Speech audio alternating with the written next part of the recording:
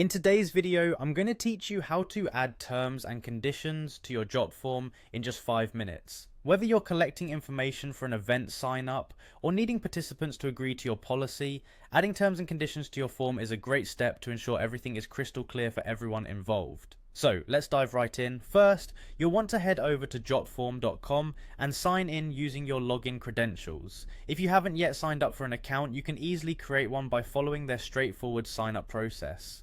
Once you're logged in, navigate to your Jotform account to locate the form that you want to modify. This is crucial as so much of the clarity in the form relies on your ability to edit and adjust it as needed to fit your particular requirements. When you have your chosen form open in the form builder, take a look at the upper left corner of your screen to find the plus add form element button. Clicking on this button will open up a vast array of form customization options for you. It's a key feature that allows you to expand the capabilities and details of your form significantly.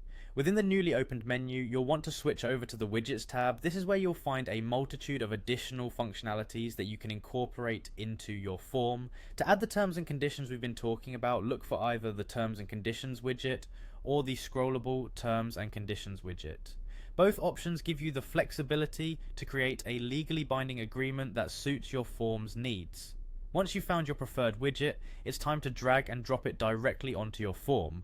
This simple action enables you to position the widget precisely where you'd like it within the form, making sure it aligns perfectly with the rest of your content.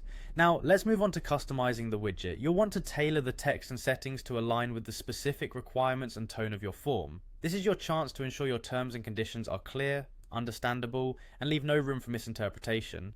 After you've set everything up just the way you want, remember to hit the update button. This final step saves all the hard work you've put into customizing your terms and conditions, ensuring that your form is up to date with the latest information and ready for sharing or publishing. And there you have it. In just a few simple steps, you've added a crucial element to your Jotform that's both legally sound and user-friendly. Thanks for watching, and happy form building.